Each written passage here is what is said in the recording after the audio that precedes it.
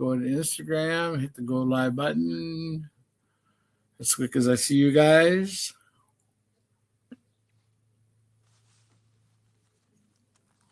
And there we are. Should be there. Yep, there we are. Perfect.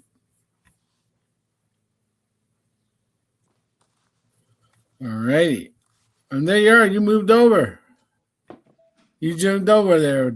Jumped off for half a second. Okay, cool. Can you hear me, George? I got you. Yeah, you guys can hear me, but I can't hear you. What the heck? You can't hear you. Okay, I hear Craig. Okay. I can't hear George. You can't. Craig, can you hear me? I can. I'm gonna jump out and jump back in. Okay. But you can hear me, Craig, right? Yep. Perfectly. Okay. Very good. All right. Let's see if John gets us back there. Are you with me there, buddy? Hello. He's going to jump out and come back in. Cool. All right. We're jumping around. Got people goofing off, coming in and out. That's what we do. He'll join us again. Do you hear it again? Perfect. I can hear you now. There you go. All righty. So yeah, I actually clicked on the login to see so I can stream it to my Facebook too. Didn't realize it would kick me out. So I was like, oh crap. Oh, there you go. So I'll just go on later and share it off yours onto mine. There you go. There you go. Okay. All righty. So we're about ready to go start. Let's go. And it's Tuesday, and it's Testosterone Tuesday, and we're going to have a little bit of discussion about what about happens at 3 o'clock in the morning. And not that we're talking 7th grade testosterone in the morning. We're talking adult 3 o'clock in the morning, right? Yeah.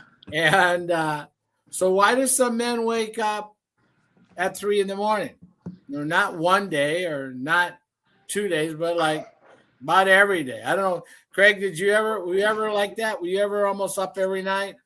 Every night. Every night? Yeah, every night. Yeah, every night before the protocol, yeah.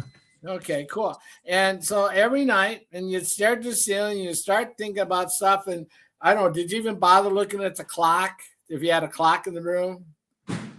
No. Yeah.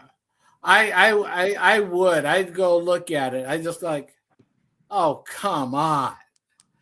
It's like, what? Again? Every night. Like, I was just frustrated as heck in the handbasket. And so at 3 a.m. or whatever, is it stress? Is it age? Is it hormones, blood sugar, cortisol? You know, something we don't even know. So we're going to talk about today. And it's kind of a common thing, apparently, for guys in their 40s. Now, it didn't happen to me until I was in my 60s. But again, remember, there's about a 20-year difference between us. So it takes, it's accumulation. It's kind of a thing that takes a while to get there. But you guys were born after 1970. I always like pointing this out. You guys were born after 1970, right? Yep. Okay. So you have only lived in the modern day food environment. You need to watch what you say, sir. Listen, youngin. So wait a minute. I just saw that the other day. I was watching a trailer and it was like, oh, that's not a knife. yeah, that's a good movie. Oh, yeah. Crocodile Dundee. But anyway, we digress like we always do. We go off of tangents to get me off of things sideways. Look at my hair. I got here. Anyway, so we're going to look at and talk about what happens and why we do that. So I got John here, Dice Man, Frost, and we've got Craig, who's going to get a name here one of these days. Coop. Maybe, you guys call me Coop. Call him Crackling Coop. Okay. That just might stick, Crackling. Yeah. So anyway. So we're going to talk about that and what might be happening and what's going on. So I guess we'll have the first question. John and Craig, you both said that you woke up almost every day like that. Why? Who told you? Did anybody tell you why? Does it just because you're older? Yeah, you're older. Now, when I had my problem with that, I was in my mid 30s. I was actually 35, 34, 33. Holy moly. Yeah, I was in the 30s when that was going on hardcore. And I talked to my doctor about it, and my doctor's like, "Oh, it's just a side effect from the diabetes. It's, it was nothing you can do about it." Not realizing it's part of its low testosterone, not realizing it's my metabolic health and all that. The doctor straight up told me there's nothing I can do about it. There's no medication for it. There's nothing I can do. So besides, eat healthier, exercise more, and what's that other one that they always tell you to lie to? Well, So hey, Craig, Yeah. Yeah. Cracky. I got to come with a good name for you. Right. Anyway, so did you talk to anybody about that? No, I just was dealing with it. Like I literally was just like, that's just what it is. I really didn't, Did you, when that would happen, what did you do? Did you just lay there? Did you get up? A lot of times with the guys when you woke up, were these bathroom runs too or not? Yeah. Yep. I went to the yeah, bathroom and I did. Yeah, you made me think about it. I did look at the clock as I walked by. I'm like, what? And to be honest with you, I had neuropathy pretty bad. So that kind of flared up too. I don't know if I was trying to sleep through it or I woke, all this stuff was going on. So wait, let's back up for a second. You said Yeah. neuropathy. What's Yeah. neuropathy? Neuropathy is when my feet were killing me, the nerve ending. I was literally in pain. And What and kind just of would pain? Is it like a throbbing pain or is it a sharp pain, needle, like it was bad. I don't know. John's nodding. Did you have the same thing? I mean, it was yeah, bad. yeah. Neuropathy. There's the pain that's the pins and needles feeling that people usually get when you cut the blood flow off to like your extremities. You okay? get that pins and needles feeling. That is the easiest way to describe the neuropathy pain, but intensify it by 10. Okay, and it's kind of electrical then. It kind of feels like Yeah. electrical. And then did that wake you up? Is that what woke you up? No, for Yeah. me, it was because I had to use the restroom. But no, Yeah, I mean, it neuropathy. was every night was different. Like one night it was the bathroom. Next night I'm like, I can't even sleep. My feet hurt so bad, kind of scenario. And so I just stayed up for a couple hours, just saying, my story is pretty simple. Like, how am I going to get to work tomorrow? Like, I'm not Yeah. sleeping, and I was really trying to do a lot at work, like everybody. And I just said, man, I have to sleep. And so it actually compounded on that because then I'm like, man, I'm not sleeping kind of scenario. And it was bad for Well, sure. when you're not sleeping and let's say the neuropathy, the foot pain, throbbing, or the needles in that, Burning. Yeah. did it ever let's just stay on that because it's keeping you up at night. That's one of the things. Did you elevate your feet? Did that help at all? I mean, like, put your feet up or down, or did that help anything? Someone suggested it. I tried it. In fact, I got on the couch and put my feet up on went down to the couch and put my feet up. And to me, I could only do it for like 20 minutes. And then I'm like, man, I can't even sleep. My feet are straight, trying to do all this stuff. It was almost like anything. Like, I'm like, help me. Then I would sit up and just tap my feet on the ground, hoping that would help. Like, this is me trying to Okay. do anything. Like, what's going to help? What's going to help? Then I put ice on it. Then I got oil. Then I bought this. I mean, I am the best example of like buying something because I read something that maybe this would help. Just maybe this would help. And we put this on there and this on there. And my wife was wrapping my feet in this oil. And I'm like, that didn't help. And so there was so much that And a foot massage would only aggravate. You couldn't have someone like do your nails and give you a nice massage. And yeah, I yeah, couldn't tell you. I couldn't feel it. yeah, well, yeah. I was like, don't touch, my feet. Like, again, the only thing that I got was maybe like my feet on the carpet, kind of moving it around slowly. Maybe got some some blood flow, something going on. But that's what some of the stuff they said was, it was repair your nerve endings, get your blood flowing, get some oxygen in there. And, it just never worked for me. Okay. All right. So, what surprised you Woo. the most when you started learning about that and sleep? Did anything come about with that at all, or was this all part of the flow? Well, I think for me, it was just the flow. It was just, I was in a constant, like, how do I get to sleep through the night scenario? Because I knew I had to. I believed my body was meant to regenerate. God created us our body to regenerate. But I knew that a majority of that happened while we slept. So No. then I was like saying, hey, I'm not sleeping. It just progressed to be worse and worse the more issues I had at night, in my opinion. That's what I was dealing with. Okay. What about so? How many hours of sleep were you getting on an average night, John? 3. 3 to 4 hours was my average. And Craig? Yeah, I would similar. And You how'd try to that go to bed at midnight and get up at 3 o'clock, and I was having trouble getting back to sleep. Did you try to stay up as long as you could to get closer to the clock, or did you try to go to bed and then Mhm. did you try One of to? the- I mean, did you try to play tricks with the clock in your mind to get more sleep at all? I'm No, just I didn't, because I'd be sitting over here in the recliner watching TV with the family and just doze off, go to sleep. And my wife would wake me up and go, "Hey, you're falling." And I'd be cranky because I'm not sleeping the best and all that.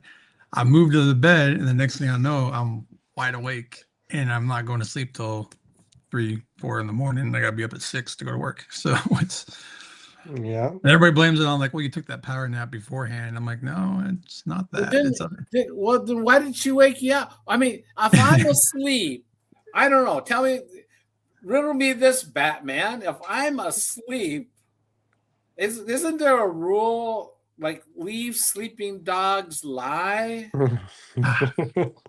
There may be, but not in my house.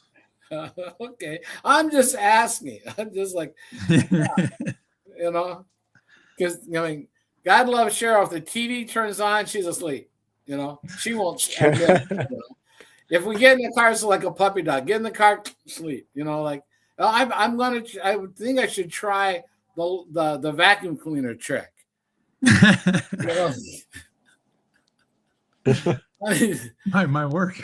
I'm just asking because it seems to work sometimes with little kids, and so I'm just going forward. So let me ask you this: so in the sleep that you did get, because we do know that takes the body heals, but the cycling of sleep, if people don't know, it takes 90 minutes.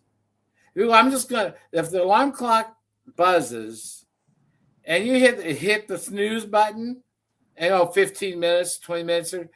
It takes 90 true minutes for your sleep cycle to work. That's why if you try to cut it close off I'm just hit the snooze button, just hit the snooze, that ruins it all. That totally takes your body out of its cycling, what it needs to have. It needs 90 minutes. So you guys, you both were getting 90 minutes of sleep then, right? At least 93 hours about maybe or something like that. Maybe that was totally it. Yeah, and so Through the whole. piecemeal to go to the bathroom, piecemeal go to the bathroom. Yeah. Craig, you as well. Yeah. Yep. I mean, can you imagine? We had Tony, who's new, and Tony should be on here. Yeah. This morning she talked about it, and gets like an hour, 5 minutes. Yeah, something like that. Yeah. She gets That's like amazing. Yeah. for 5 years or more. I mean, it's just insane the amount of lack of sleep that generates, isn't it? I just like. So, how did that lack of sleep affect your work? It affected everything for me. Brain fog, just the mental clarity, just through awareness. I was at the time I was working in a correctional facility. My awareness wasn't up to par, and sad to say, luckily it didn't cause any problems, but it could have. And if a problem did happen and I didn't pick it up, it could have been catastrophic. Well, they didn't So mind you being grumpy though. You're working in a piano Nah, school. they never knew if I was grumpy or not They because I didn't was know that if way you were 24/7. all right. Dan, what about you? What about you, Coop? How did that affect your life? Yeah, we were, I was sales executive. I was managing a bunch of people. I was doing a lot of things, and I really had to like lock in and kind of lead the team scenario. And I was exhausted. I was totally exhausted. We got through, but like sometimes I would go to the bathroom just to shut my eyes, right? Literally. Like I can you like die of sleep deprivation? I literally would say that to people that Mhm. friends and stuff. I'm like, I'm gonna go in the bathroom. If I was going to the bathroom, I was like shutting my eyes for 5 minutes just so I could like recoup because we were gonna go into another deal, or I had to be sharp to answer those questions, and some of it was pretty technical, and I was like, really, I don't know. I think you guys can see like I literally was conscious of me being tired all the time. All the And time. so you try to escape anytime you could. Yeah, just give me a couple minutes to try. But what did that do for 5 minutes? Yeah. I just was missing that whole sleep component. And And if you did sleep, you woke up and you were still asleep, probably. yeah, Wow. Okay. What about as you're doing that, guys? Was your mind racing? People say, "Well, you're just worried about your problems." You got that. Now we talk about worry. We talk about fear and fight. We talk about that hormone, right? Not the T one, but talk about the C one. So Right. now that we know more about that, was that really come into play? Now that you think about it, I'm going to say yes. Was it on a certain subject that my mind was racing? No.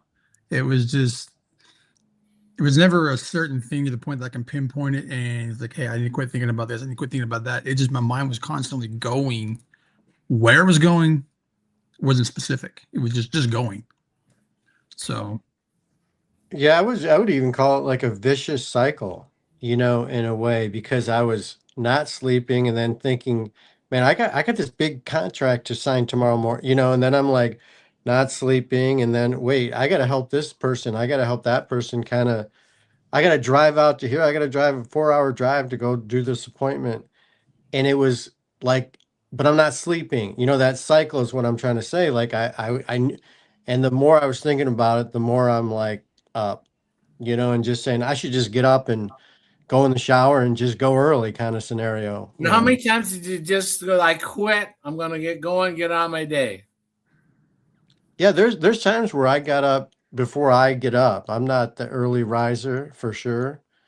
And I just got up and got in the shower, and my wife's like, "Where are you going?" I said, "I'm just gonna go to the office." Let me just go. Now I was exhausted, but I just had to get going, kind of scenario. You're bringing And up all this old stuff, George. Yeah, and in that during that time of day, getting up and going to the office or getting up and monkeying around the garage or whatever at 3 or 4 in the morning, you know, would you were you ever really truly accomplishing anything, or was it kind of slow mo? I'm busy, but I can't sleep, so I won't sleep. So I'm gonna do this and well, for me at that time it was mid afternoon because I worked nights. So I was able to okay. go out and do things.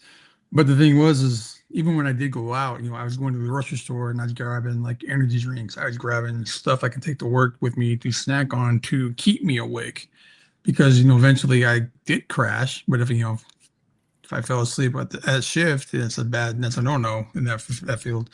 I mean, that's just anywhere, but in that field especially, you don't know if you're going to make it through it. But yeah, I would get up, I would go try to do some yard work, or I try to do something around the house because it's like 2, 3 o'clock in the afternoon at the time, and I had to be on shift at 6 p.m. Sure.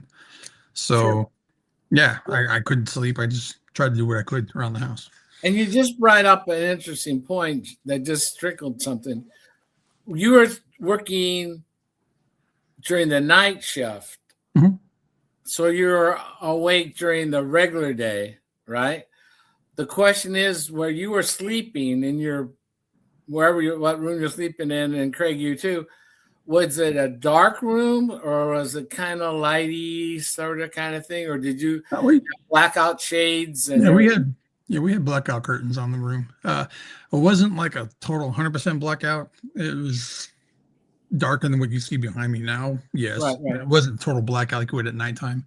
But the thing is, I get home at 6 o'clock, about 7 o'clock in the morning. Yeah, I'd be in bed by 7:38, and I probably sleep till 11 or 12ish. in Then theory. Mm, Yeah. get up, wow. go to the restroom, do all that, and then try to go back to sleep. And yeah, that was that way for a long time. And Craig, what was your sleep environment like? Yeah, I don't necessarily think we had blackout. We do now, but we didn't. And um, in some ways, I don't know how much it was the physical issues that I was having, as much as any. It was the neuropathy was bad. So the Yeah. neuropathy and then the polyuria, which means I got to pee every 2 or 3 hours or whatever, right? Yeah. And then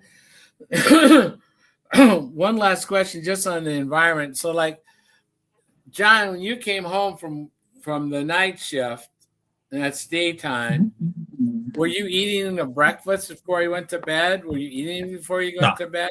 Anything like that? no, I wouldn't eat nothing. If I did anything, it would be maybe a 20-ounce diet Dr. Pepper or some Hmm. water, some type of drink, but not an energy drink, but just water or Dr. Pepper or Diet Dr. Pepper. That was it. But food wise, no. And Craig, what about you? Did you eat? Yeah. No, I was snacking for sure, 100%. Later in the evening, and I remember John saying he was a Diet Dr. Pepper guy, and you were talking about energy and how it was doing. I mean, how many Diet Cokes I drank a day because I thought I needed the caffeine, and I mean, it's almost embarrassing to be honest with you. I was just like, hey, give me another one because I was just trying to Yeah. maintain the day and get through it and then get home. And then, I was a dad of four and, trying to be a dad, after that. And, w- again, you're bringing up all this old stuff that I've since tried to fix and, still working on it. But yeah, there's nothing that I was doing right, knowing what I am learning now. Okay. Now, with both of you had blood sugar issues, and Lord knows I did too, but both of you had blood sugar Mhm. issues. That also when you had the pain in the feet, right? And you had cortisol, so you got your mind going. You got this flight or strike, right? Fight, Yeah, the fight or flight. fight or flight, and going to the bathroom. You got the foot pain. Did you also have like sweats, night sweats at all? I had a little bit of night sweats, but not a lot. I mean, I did have them for like if I did have them, it would be like for like a 2-3 weeks, and then it would go away for a while, and then come back. Um, but between the neuropathy, the only really major thing I had a lot of, besides the bathroom breaks, was leg cramps. I don't know how many times I'd wake up in the middle of the night with the calves or the Like front of my calves would the just be shins? cramping. Yeah, the shins. That's the word I was Oh looking for. my The gosh, shins would be just shin my cramp. shins would be just yeah, and I'll be They like, oh my shin god. cramps several times, Mr. Cooper. You got all the C's. You could be able to whip it out. Yeah, that's the word I was looking for. Shins. I couldn't think of it. Having Wow, the brain darn, part. those are a bugger because that Yeah. Yeah. muscle's like right. No, ouch, that hurts. When the Foot cramps. I had foot foot cramps. cramps, Yeah. and you couldn't rub them out because your foot hurt already. I mean, it threw me out of bed. Wow. Literally, I'm Yeah. like jumped out. Yeah. I Trying to do never those had the shins stretches. though. I mean, I feel bad, but I never had the shins. Yeah. Yeah. The only thing on my feet that ever hurt like that was if I could tell. I don't know if either one of you guys ever had gout. No. Okay. Not that I'm aware of. I Put it had that way. gout. Yeah. And it was the kind of thing is that for me, it was gout is an inflammation. Okay. It's a serious inflammation. It's called uric acid. And it used to be called the disease of kings. And the reason is because they're the only ones that had food. But they had lots of food. They had lots of meats. They had lots of meats. They had access to that. Peasants didn't, you know. Peasants had rice and sticks and rocks and water, sort of. And kings had everything, right? And so they were the ones that would have gout, which is an inflammation, mostly usually confined to the ankles and feet. But I would have it transitory. So I could feel it coming on, say, over on my big toe knuckle. And I knew, I was like, what's this? And then it slowly moved to another side of the foot or up in the ankle. And then it totally swelled. It was so swollen you couldn't move. I mean, it was arthritically, and I got up to my knees sometimes. It was transitory. Now it's uric acid. So now that would keep me awake because it didn't matter if I was sitting, standing, or couldn't walk or whatever. And so that's a hard thing for a racquetball player to get, you know. And I was a competitive racquetball player. So what they did was they gave me this one pharmaceutical. And I can say words on here, right? Because we're not on TikTok. So it was pharmaceutical, uric acid. They have a Urlock, okay? And it's supposed to take care of that. But all it did was make my joints not want to go anywhere. It didn't do anything. And so I'm playing racquetball, and I can't. My arms are going like this. But my legs say, no, we're here. We're not going anywhere. So I quit. I gave up on that stuff. And the doctor didn't chalk it up to rheumatoid arthritis? No, it was gout. And I go, gout. Nobody gets gout. Old people get gout. And I was 50.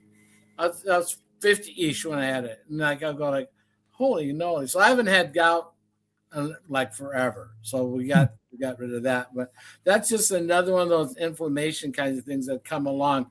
So you guys, did you realize that you had low energy at the same time? How many years did you suffer with this lack of sleep? A year, 2 years, 5 years, 10 years?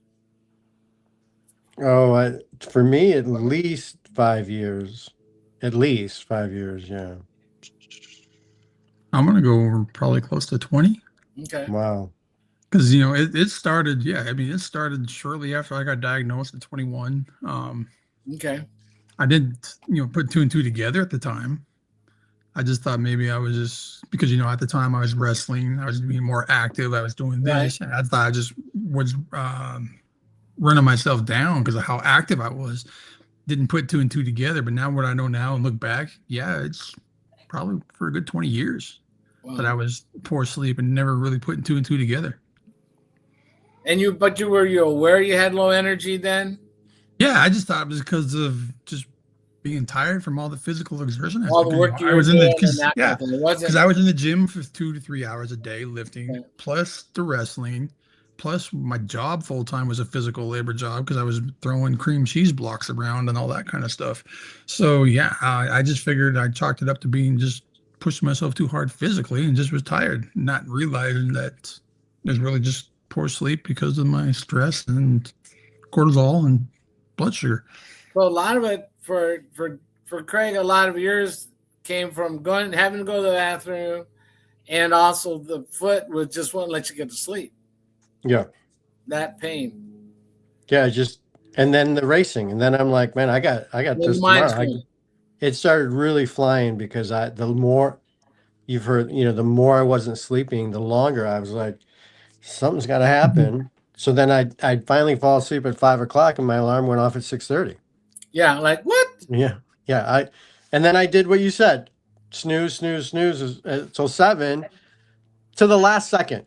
Yeah. Till the very last second, I got to go. And that's really the part of that, again, that part of the sleeping cycle that takes really 90 minutes to get to that spot where you get to the deep sleep enough that you can actually then wake up.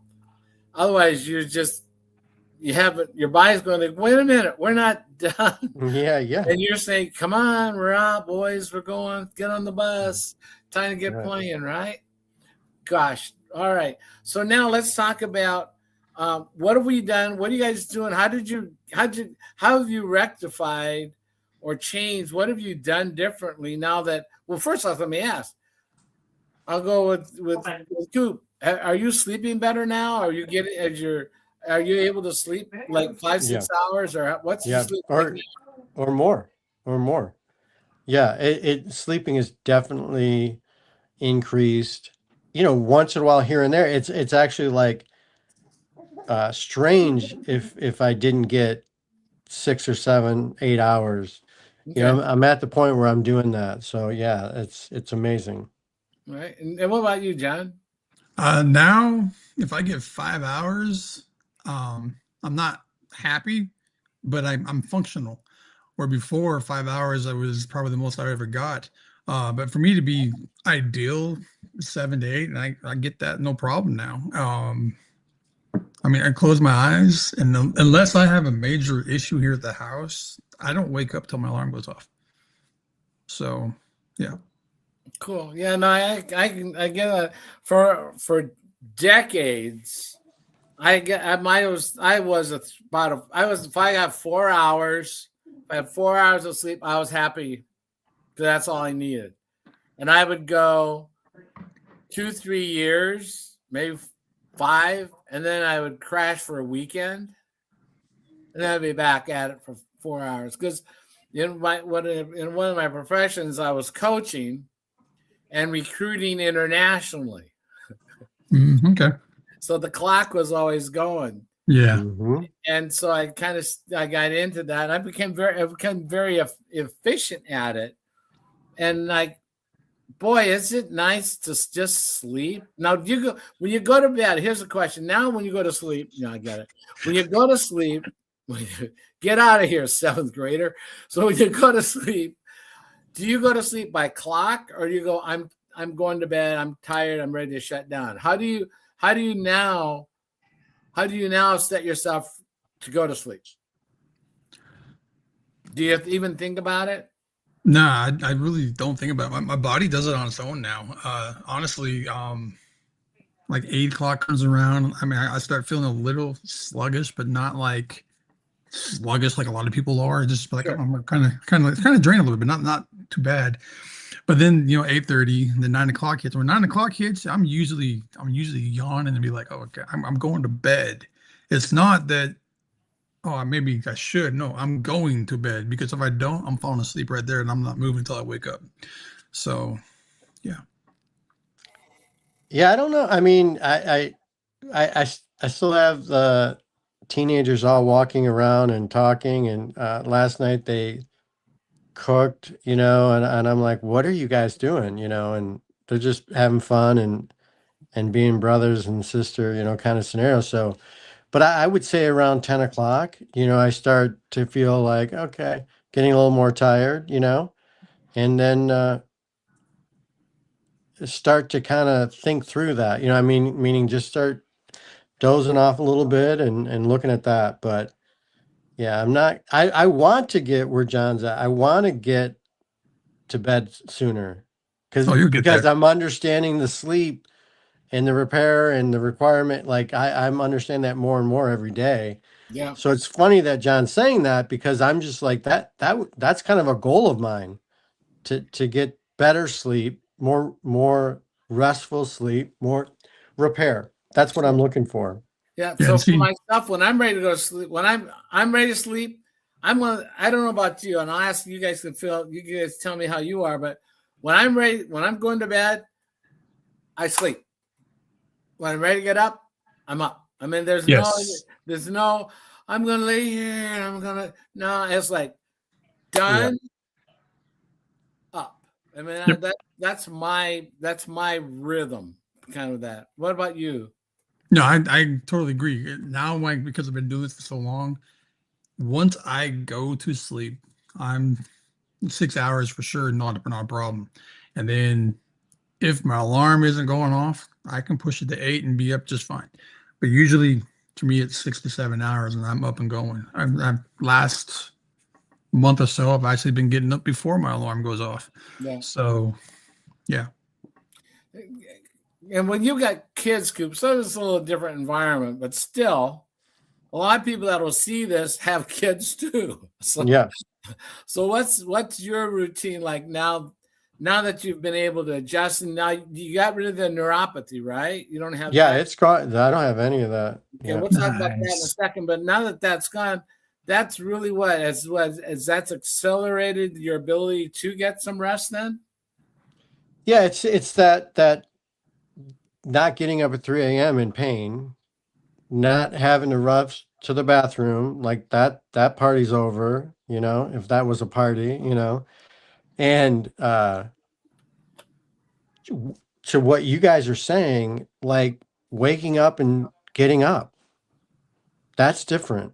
That's different. It's not hitting the alarm 10 times. It's not like, can I get out of bed? Like literally pulling myself out of bed, like push that party's over. I just woke up this morning. I woke up and I got up and I did my thing. So that's totally different. That's like night and day. and that how's that make you feel? Yeah, like I'm ready to take on the day. Like there was a time there where it was getting really bad. You guys know a little bit about the story, just no similar to a lot of people, but that was a trajectory straight down. Like every day was a little worse. And we're on the opposite track. Every day is Good. a little better. So in terms of quality of sleep, when you actually sleep, and we're sleeping, we don't know what's going on, right? But here's my question: I call myself a ninja sleeper. Okay, I go to when I go to sleep, I'm done. I'm not rolling around. I'm not tossing and turning. I'm pretty much there. I'm quiet, and I wake up. I may have turned over once or twice, but I'm not. I'm not the. I'm not the shredding blanket terrorizer. I am not the You got the fruit ninja. foghorn. I'm not the foghorn at the end of the day. So Oh, fruit ninja George. John's in middle school tonight. I love it. That's the new name, Fruit Ninja. Fruit ninja George. Whatever cotton. So really, so what do you guys? What's your sleep mechanism when you're sleeping? What do you like? Do you know? When Are you quiet? Are you noisy? Are you tossing? Are you turning? Are you restful, peaceful? I'm definitely restful, peaceful compared to what I used to be. I mean, I still toss and turn here and there, but compared to what I used to be, no. I once I close my eyes, I pretty much stay in that position until I wake up. Um, there's a few times I will rotate just here and there. Yeah. A lot of it's lately it's just because I'm recovering from surgery on my foot, so I got to move my foot. Sure. Otherwise, it hurts. But then, for the most part, though, it's not too bad. But once I close my eyes, I'm pretty much in that same position until I wake up. Now, before this protocol, I was like our good buddy John Taylor down there in South Texas. I would snore and wake people up. I wasn't as bad as John Taylor was waking up the neighbors like he claims, which he did, I should say. But I was pretty loud, and I've had a few times where my wife wake me up in the middle of the night because I had sleep apnea to the point that I would stop breathing. Oh wow. Sure. I was never put on a CPAP or nothing like that, and doctors never mentioned anything about that. But she would wake up and worry that I wasn't breathing. So yeah, that doesn't affect me anymore. I have no more problem with that anymore. What about you, Craig? What's your sleep like now? Yeah. I mean, it is totally better. I'm going to say it that way. What I was doing was I would wake up and sit up and put my feet on the ground, trying to like do something, like somehow that would help me kind of maintain, the pain would go away. And so what did I do? I woke up my wife every night Are you okay? So I was interfering with her sleep, right? And me, I was just trying to do it. And I'd sit there for 20 minutes, like, okay, I'm going to try and go back to sleep. And then 20 minutes later, I'm get back up because it hurt again. And that's why I used that vicious word. It was vicious, it was brutal. And so, if you're doing that 4 or 5, 6 times a night, then and wake my wife up for, she had to go to work, and do her thing. So it was tough. So based on that, yeah, it's night and day again, but I'm sure I toss and turn. I don't think about it too much, but nothing even close to where it was. Okay, great. So let's talk as we're wrapping up, John and Craig. Let's talk a little bit about. We talked about the pains and the issues. Let's talk about the 3-step reset protocol, the comeback plan. Let's give me 3 minutes of how and what and why it works for you, and what would you tell someone that now living with the pain that you used to have, and what's like over here on the nice quiet side of the bed. Go ahead, Greg. Yeah, it sounds, I don't even know if this word is right, cliche. It literally saved me, because it was, again, I kind of alluded to, I went on a path that was not amazing, to say the least. We got to the point where I ended up in the ICU, based on what I was dealing with complications. George is showing this protocol, and I said, take 2 teas and a fiber, and you won't have to be in the, I took it as this, like, my brother introduced me to this protocol, and he sent me some information. I did my due diligence. I checked it out, and I just said, man, if you tell me that I could drink these 2 things, these 2 teas and a fiber, and that would keep me away from the hospital, I'm in. That literally is what I did. What I didn't know is it was 1000% better than what I'm saying. I didn't expect to have my wound completely healed. Like, I hope maybe completely healed in 30 days. I didn't expect to not have neuropathy anymore. I mean, I hoped, but I didn't know that. I didn't expect to be off my medication. Like, all these things are happening, and reversing my A1C by 50% in 75 days. All these majors.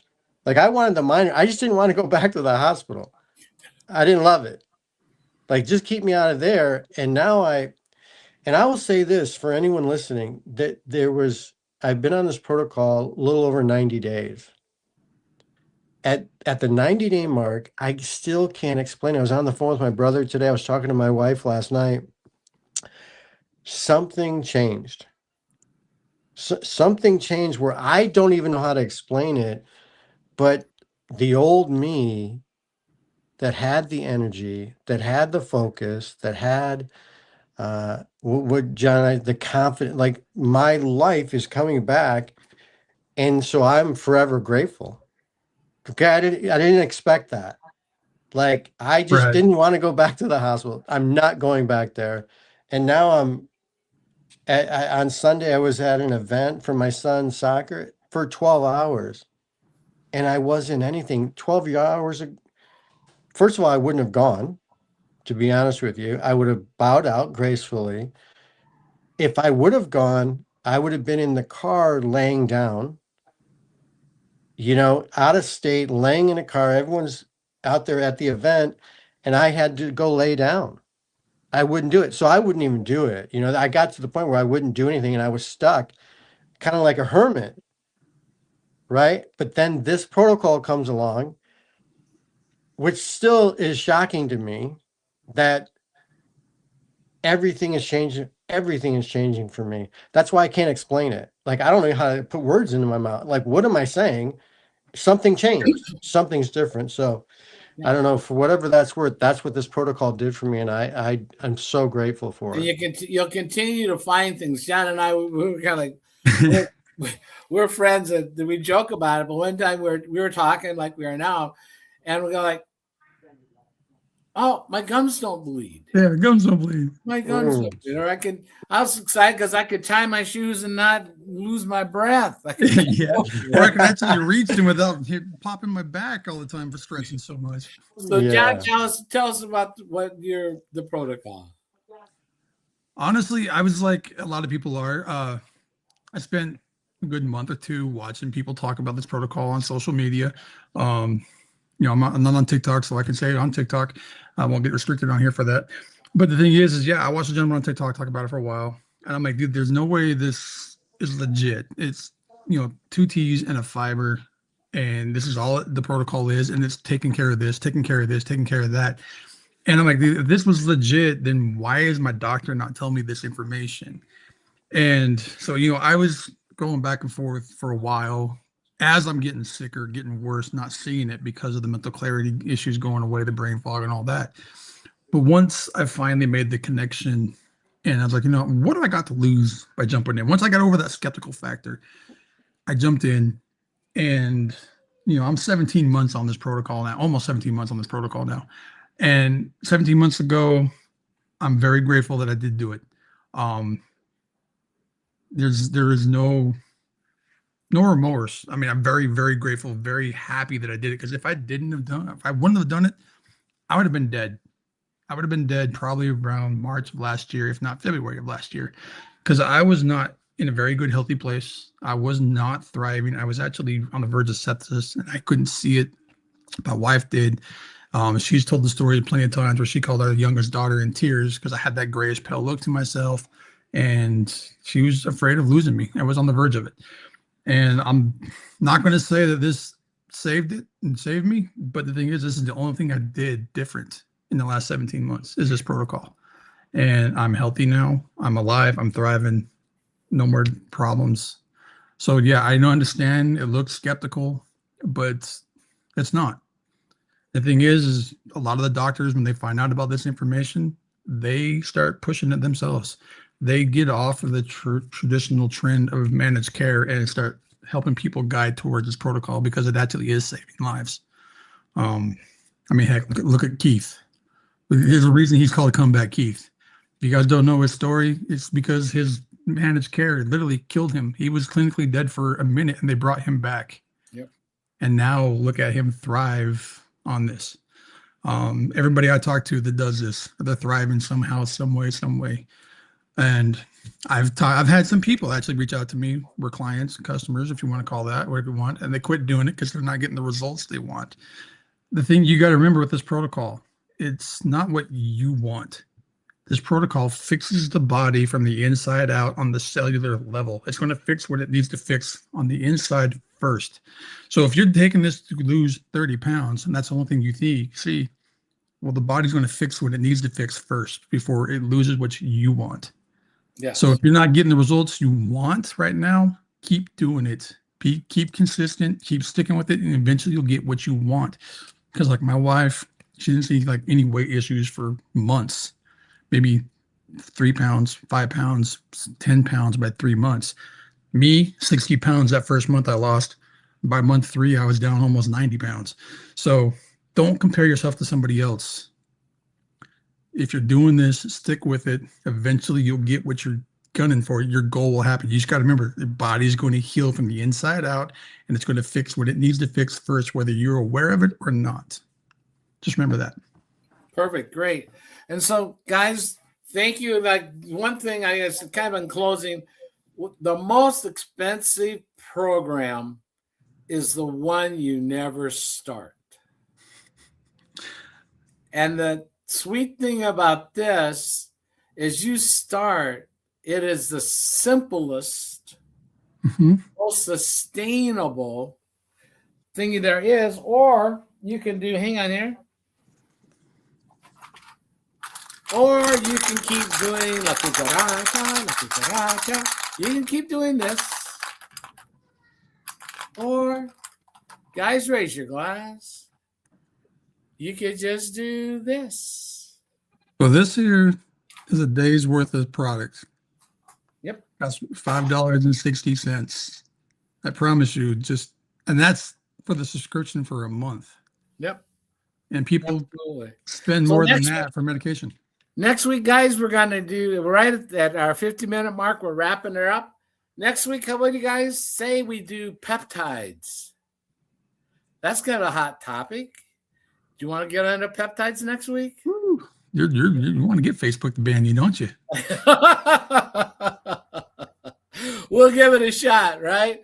If we have to code around it, we will. But that would be kind of our topic next week, because it's a hot topic, and there's a lot of Yeah.